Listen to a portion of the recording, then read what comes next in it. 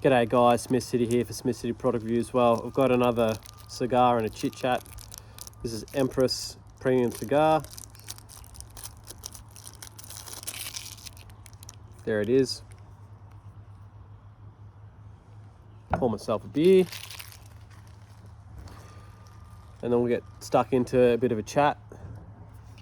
Maybe some life lessons that I've learnt recently. Maybe some help to other people out there that that have come out of a long relationship, and then they find themselves in another relationship, and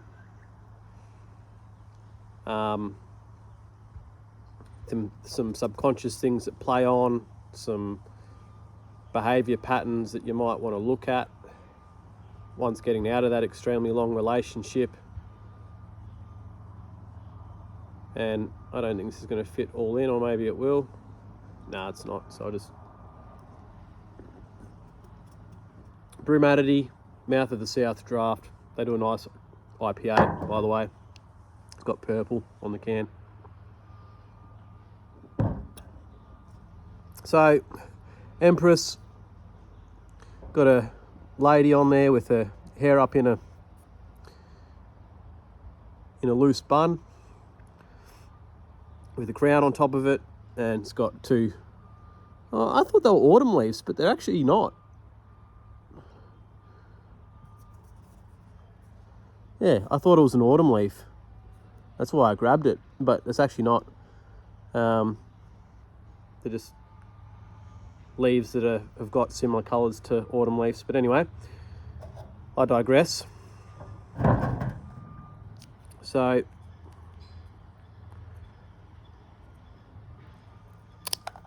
there we go.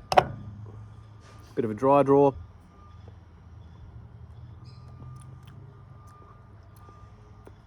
Earthy, nutty. Not getting any chocolate. I'll just give it a light toast first. Hopefully I've got enough gas in this lighter.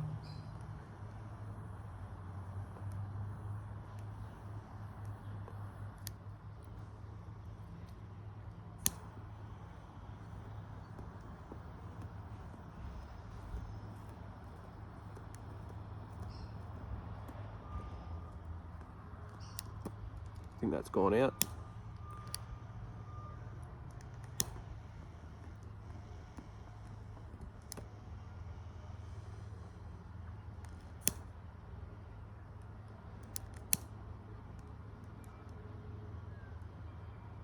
Yeah, it's gone out. That'll have to do, guys.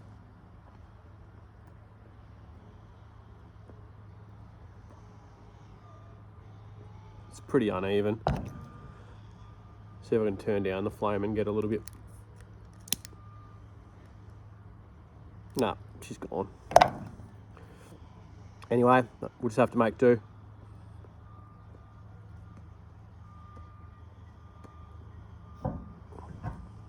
So I suppose what I spoke about before in terms of some help or some information, and this is just for me to decompress my thoughts and emotions and stuff, but if it helps someone else, then that's fantastic. You know, whether you're a male or a female and you've been in a relationship for a long time, we're talking like decades, and within that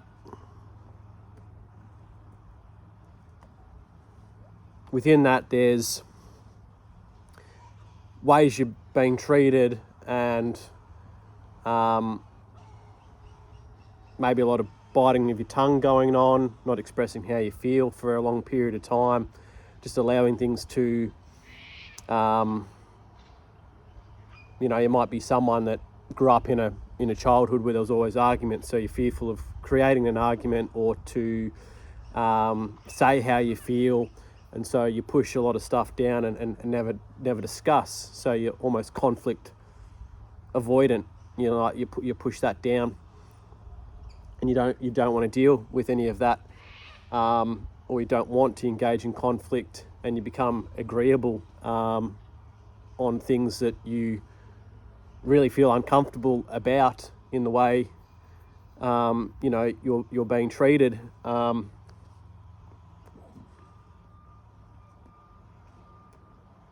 I'm talking generalized here, not necessarily for me, just in general terms. If you are in a long relationship, whether you're a male or a female, and that is your experience, some subconscious things might run at play where you don't even realise, but after little moments continue to happen and happen again and happen again and happen again and happen again, all right, you react or don't react for a long period of time, and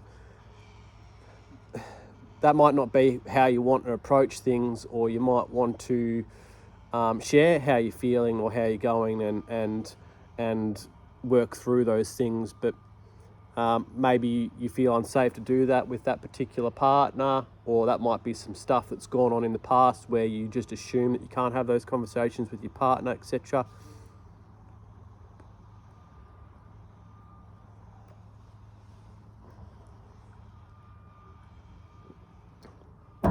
And so you might not express any emotions, but those emotions there, and they get buried in to your subconsciousness.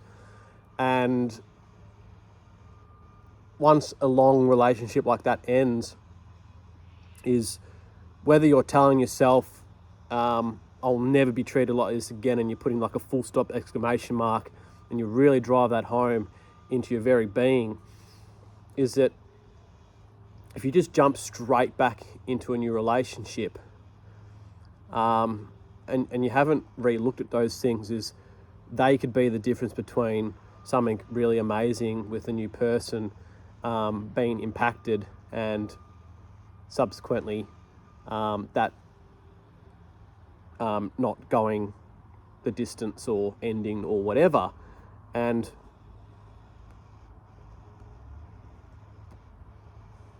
the biggest thing I can suggest is those things that you may have either journaled on or even just in your mind, you keep telling yourself that I'll never let anyone treat me like this again.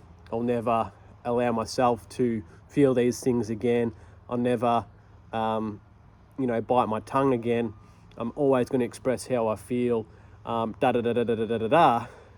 Is you almost put that in concrete, and you want to re-look back at that. You do. You really, really do. And that's coming from a place of experiences. You really do need to look at those things and soften them. All right? Because if you have not re-looked at those things, as soon as you start to feel those things again, which is inevitable because that's just life, you're going to feel emotions, you're going to feel feelings.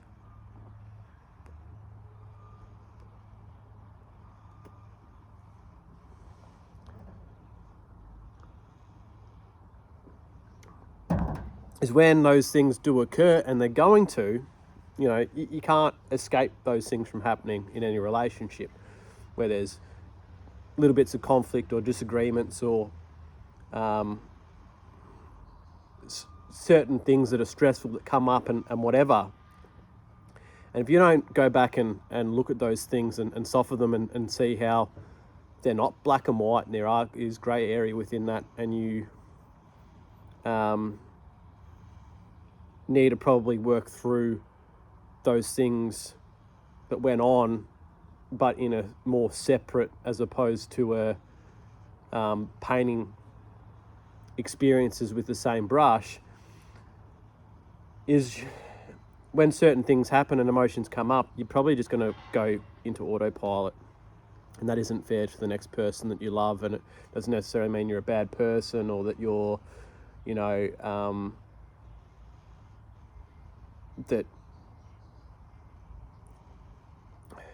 that you're a horrible person and that you can't be forgiven and that you can't do this, that and the other. But at the same time, if you don't go back and look at the things that really impacted you within a relationship, is they will come out in ways that you do not wish them to come out on the next person, and that isn't fair, especially when there's deep love within that next relationship.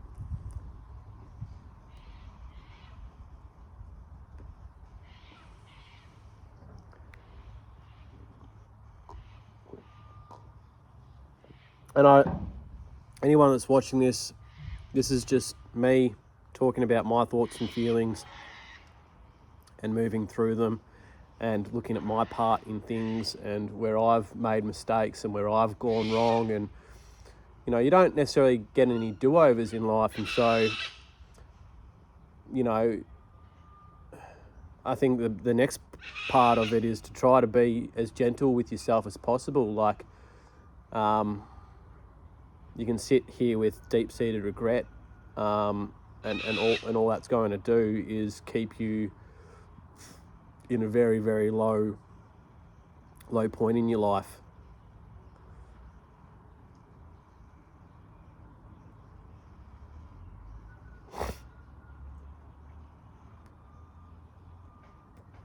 And so what I will say is that,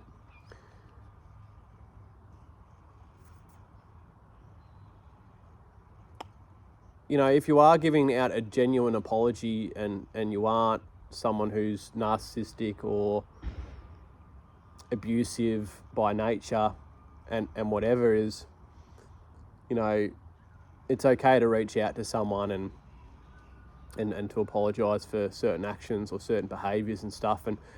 And that isn't to demand forgiveness, or that things can be forgotten about or whatever, but it's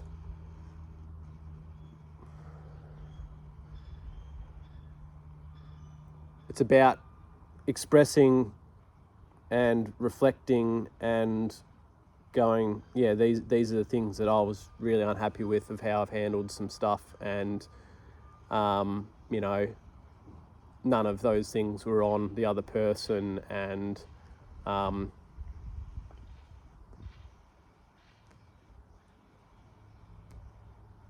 taking ownership of things. And I know after my 13-year marriages, I definitely should have probably... It's not to say that you can't. It's not to say that you can't jump into a relationship like within the 6 to 12 months of something massive going on. But if you know you got stuff to work on, no matter how amazing a relationship could be with someone over a long period, over a shorter but long period of time, is unless you heal parts of you, you're going to bleed on people that didn't cut you.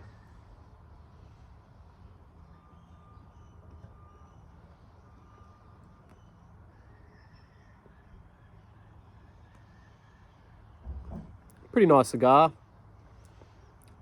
Peppery, leathery, nutty. Its flavour profile's probably like... I've smoked enough cigars now to know that this is probably going to be very similar all the way through.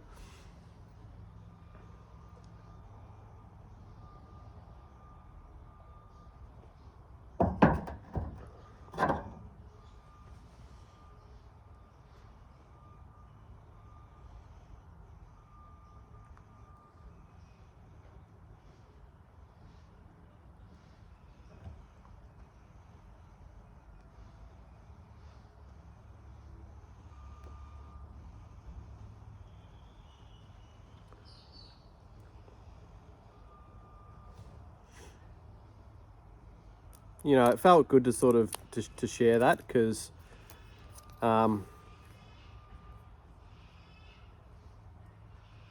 you know, I've never been a person who's always thought I've been in the right, or that another person is always in the wrong.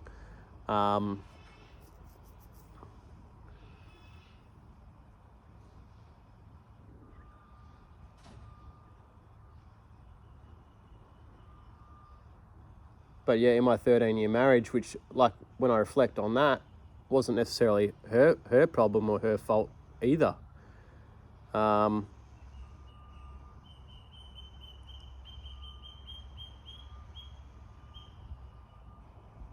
felt like I didn't have a voice in a lot of things, and so I kept quiet on a lot of things, and then over time that builds up resentment, and then, you know, unless the two parties involved are in a healthy state mentally and stuff like that, is that's just going to go down a very, very bad path where, you know, only so much can happen, where then that becomes irreparable.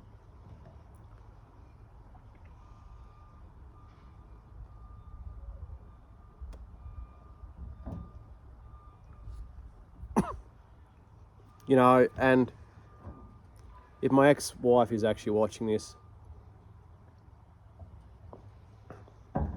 I know, you know, that you're in a new relationship and that you're happy with that, and, you know, I really do wish you all the best within that. Because even when we had a lot of toxicity in our marriage, like, I just wanted you to be happy and then also me to be happy, you know, whether that was with each other or not with each other. And so knowing you're moving in that direction where you're happy, you know, makes me happy.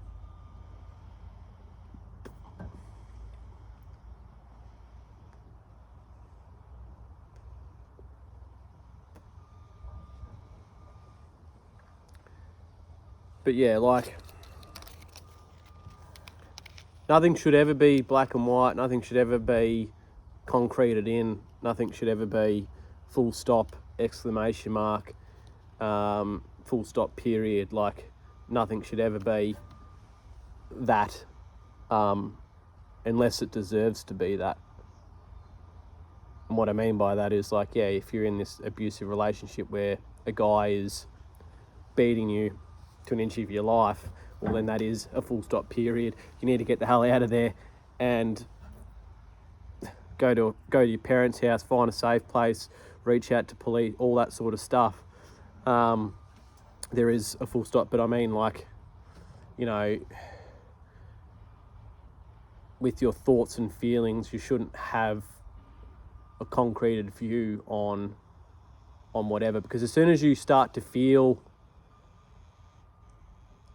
any emotion that aligned yourself with your old self, is behaviors and the way you interact and the way you maybe speak, even the tone in which you may speak, could come out in a really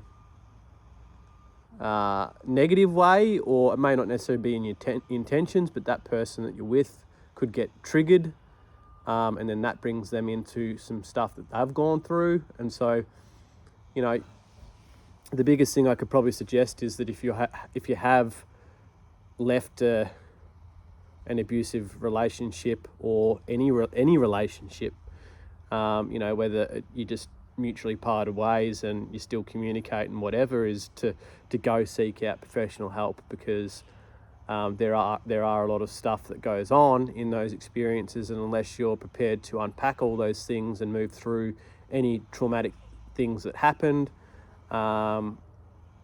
or even stuff that you haven't processed, or that you haven't spoken about, or that you haven't dealt with, you know, being able to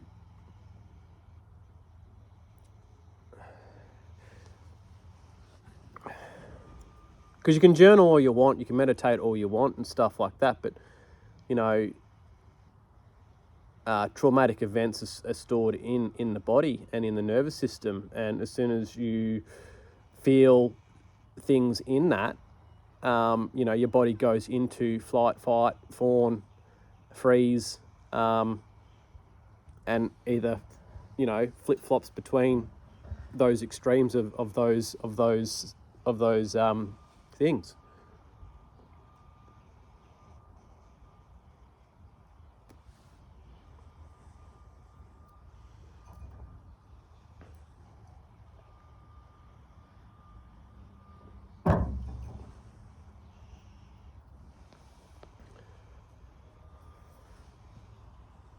Getting eaten. I'm gonna have to go get some repellent. Oh, ash. I'll get some repellent and I'll come back, because I've already got a mosquito bite on my pinky.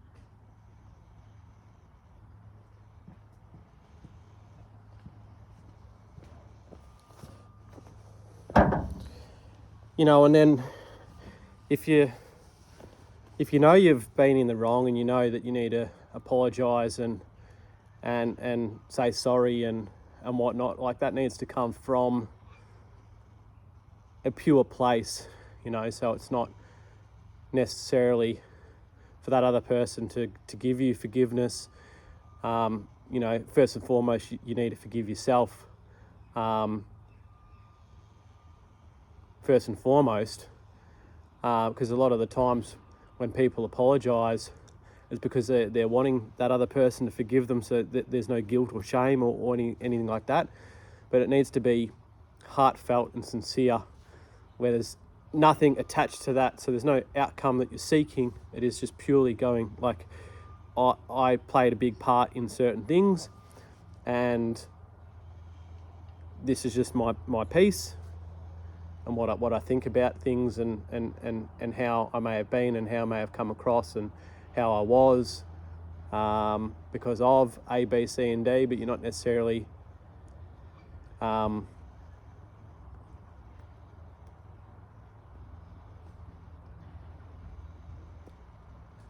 not saying that stuff to give you an excuse, because that's not an apology either. But it's to let the other person know that you've reflected on things and that you did handle things really poorly, and you know that you did some damage that the other person didn't deserve. Because if it comes from any other place, well then, 1, it's not an apology. 2, there's hidden agenda behind that. And 3, it's not about the person you're apologising to. It ends up being about you. And I'm still getting destroyed. I'm seeing like these little mosquitoes flying around, but yeah, like, not too sure if you can see that. But yeah, I've put a nail in that to stop it from itching, but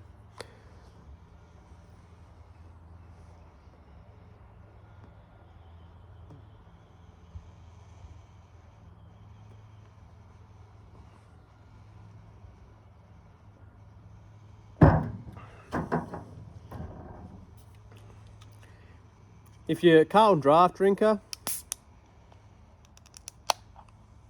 but you do want to support, craft beer places that are sort of independent. Is this one independent?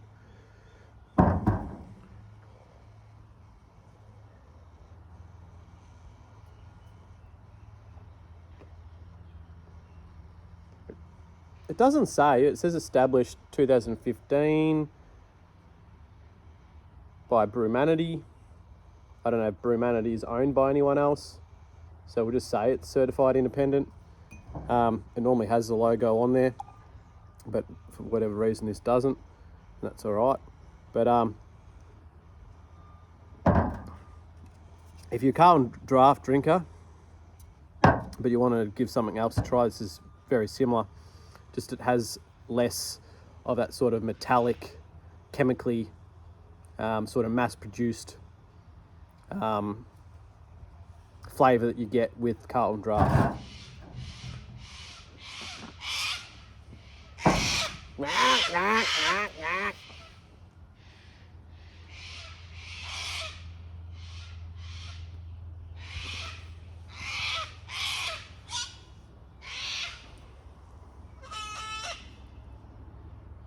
And so yeah, like I've got some things going on for me where I'm coaching under 19 side.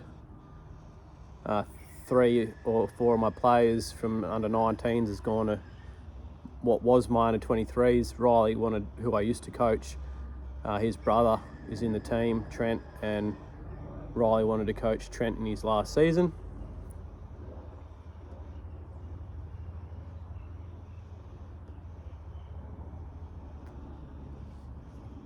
And so I'm coaching a whole new bunch of boys, so 8 new players in my under 19s, all come from 16s.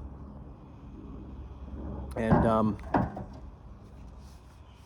yeah, it'll be good. It'll be sort of good to challenge myself as a coach with new players being in the highest grade, working out balances, remembering names. That'll be the hardest part.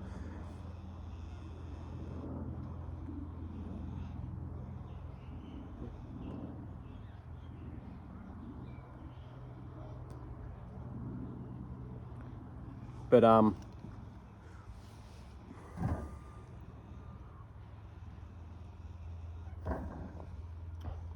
you know, when you sit with yourself long enough in different elements within life, is you do meet yourself where you're at, and you can either put your head in the sand and pretend like you've done nothing wrong in your life and that you're perfect, and that, you know, why should I apologize, and like being all, you know, pompous and arrogant and whatever, and that's never been me anyway.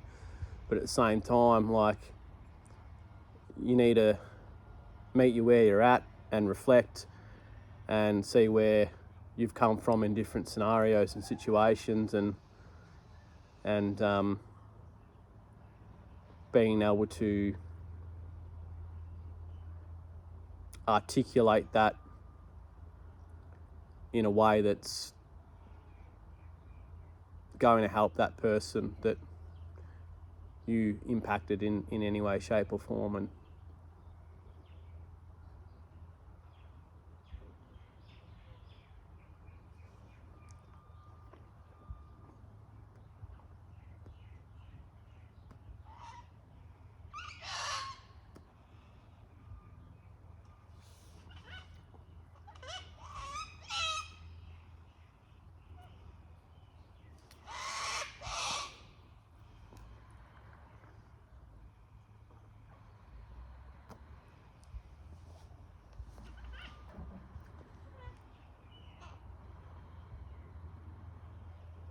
the biggest challenge I've had of recent time is trying to get back to the things that I enjoy, that one, don't trigger me for different reasons, and two, to do things that I enjoy without guilt, which I'm slowly moving through.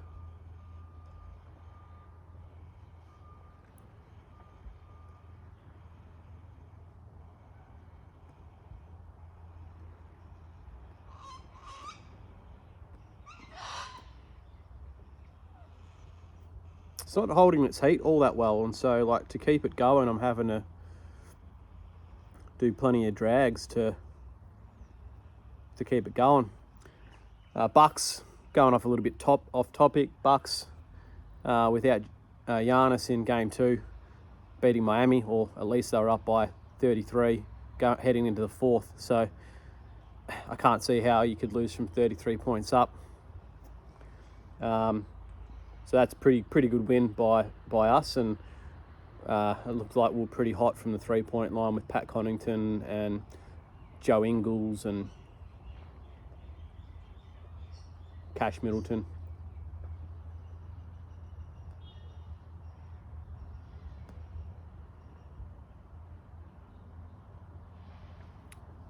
Might see.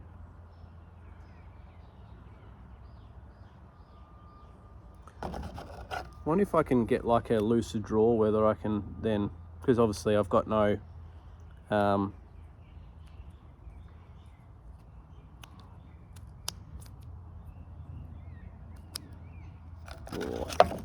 just at that point, if I keep going with that, I'll start to unravel. I just thought I could get a lucid draw to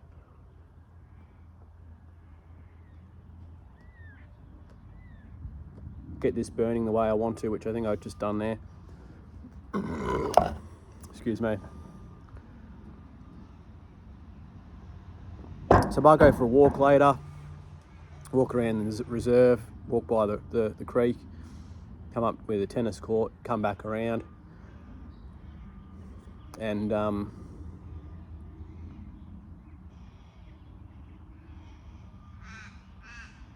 head to the gym tomorrow. Probably check my roster, see if my roster's up for next week today. If it's not, then it should be on there tomorrow.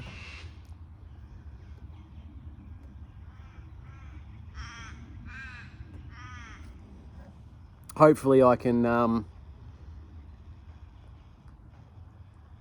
work in the job 2 hours in the morning, 2 hours of an afternoon. Hopefully, like, as I progress through the next 6 to 12 months, I can slot more PT clients into that in between time, and really make a big push in the next year and a half to get my PT business to where I want it to. starting in 2020 and the pandemic hit, I went from 9 clients to 1 online, and broke even for a period of time for maybe 4 weeks, and then pandemic hit and that was game over. So I haven't really made any money in my business for the last 3 years, and I didn't become a PT to make money or to become rich or whatever.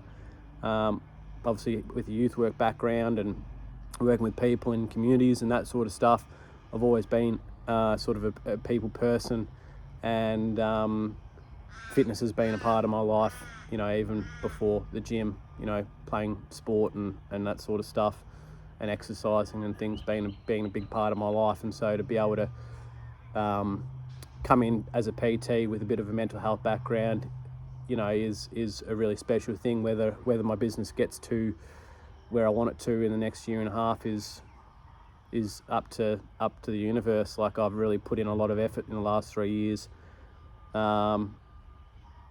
lots of hours, trying to make work, trying to find other avenues to operate it online and all sorts of things, and it hasn't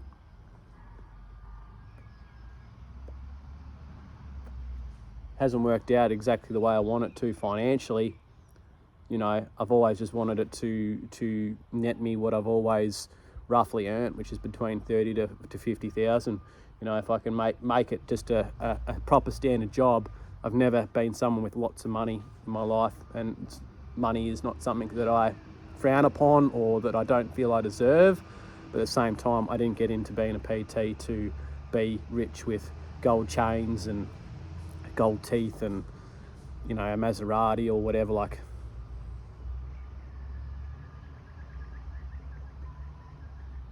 I got into it to help people, and also because going to the gym and working out's a passion of mine. So those two things sort of go hand in hand, and hopefully over a period of time it can get to where it needs to get to.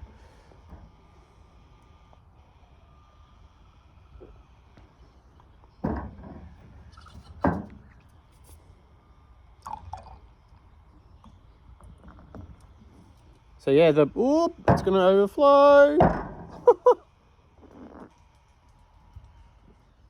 Their IPA is really good, by the way. I think it's their West Coast style IPA in the purple. I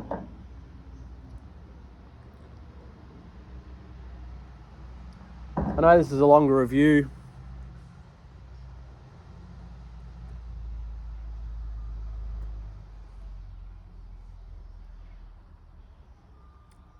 Like I said in my other...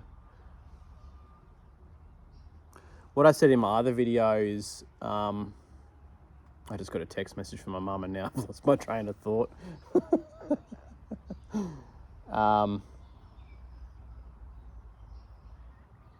Nah, it's gone.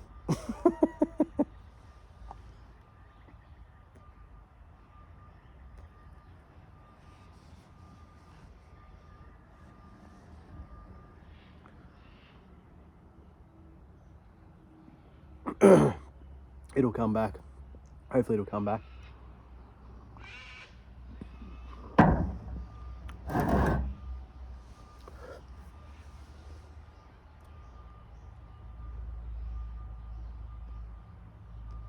Something about my last video, but that's all I remember.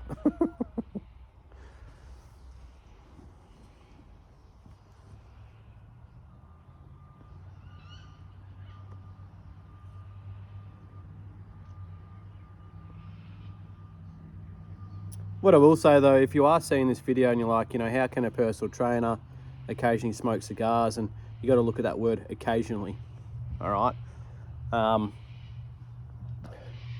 If a PT client comes to me, or a person that comes to me, I don't really like to use the word clients because people are people and humans are humans at the end of the day. But someone that I'm training comes to me and says that they can't stop this behavior because they're obsessive about it, or it's controlling their life, or it's impacting their life in a really negative way, well then they've invited me into that space to be able to help them.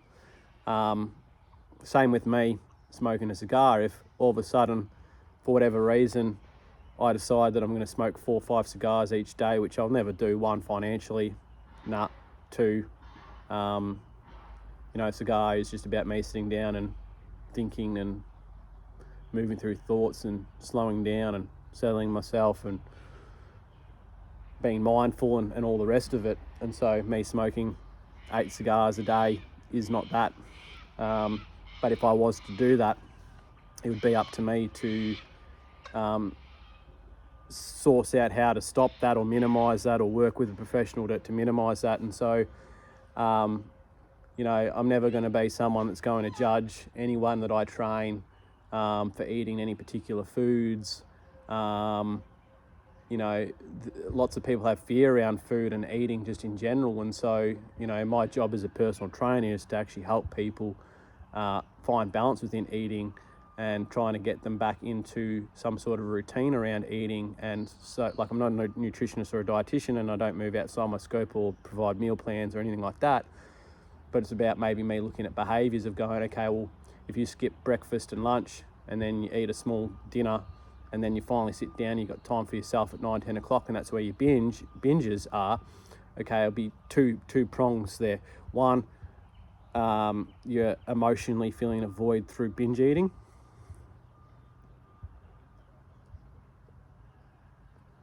And 2, you're just ravenously hungry because you haven't eaten,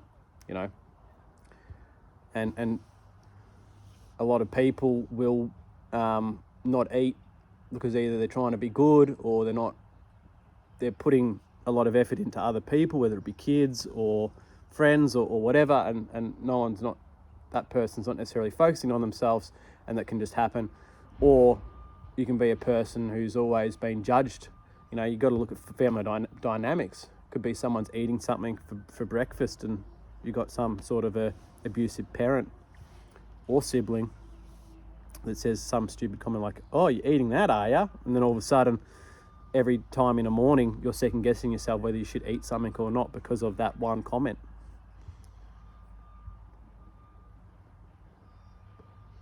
Now, if that comment happens for 13 years, 14 years, from when you first remembered it to in your 20s, and then you end up getting into an abusive relationship where your partner starts to point going, I don't want you to be eating that. You shouldn't be, like, all of a sudden you've literally 90% of your life, you've been shamed and picked on and teased and stuff about, 1, your appearance, and 2, what you're eating. So naturally, when you are wanting to eat, it's not an enjoyable experience. And then when you binge eat, you can actually shame yourself and guilt yourself and put yourself down like everyone else does, because that's where you feel safe. 2, that's what you feel you deserve.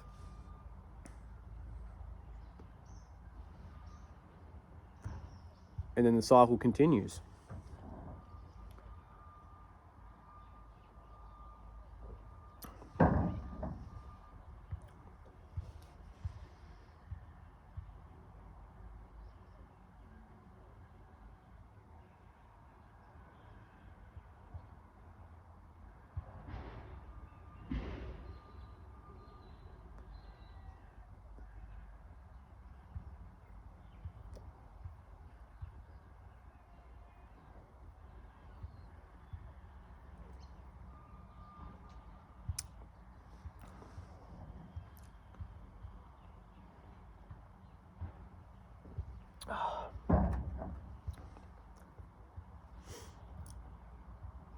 This cigar is pretty much stock standard all the way through. A bit leathery, earthy. That nuttiness that was at the start is dissipating. It's now becoming more leathery and peppery.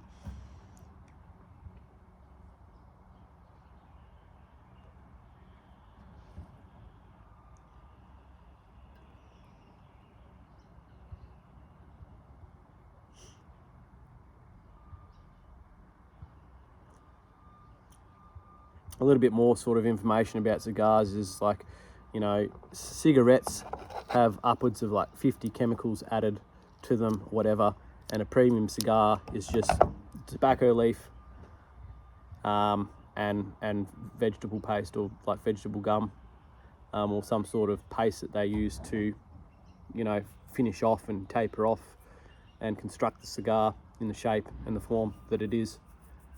I'm not saying that they're the most healthiest thing in the world, because they're definitely not.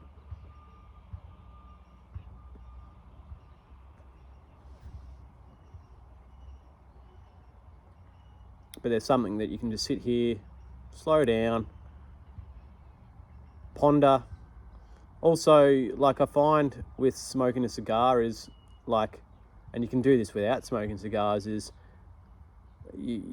as I'm doing it personally for me, is I do focus on breathing a lot more, from the diaphragm, and slowing down the heart rate and relaxing, and like I said, slowing down and sort of getting into sort of a more mindful, wouldn't say meditative state, but you are getting to sort of a more relaxed, sort of mindful space. And that's good, because it helps sort of constructive thinking, for me anyway. If you are someone who does have an addictive personality, then probably smoking cigars for that reason of why I do it is probably not going to be for you.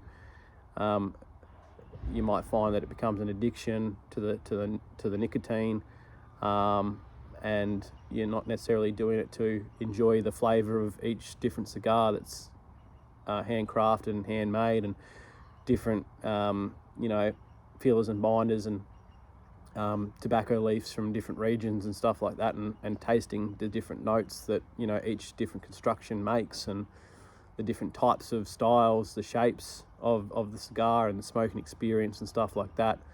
You know, if you're not doing it for those reasons, and you are someone that smokes just because you want to get a nicotine hit, well then, doing what I'm doing right now is probably not going to be peaceful, or it might have elements of that, but it might be something that you don't want to do long term, where then you'll come up with that decision whether you want to cut down or stop doing a particular behaviour or whatever.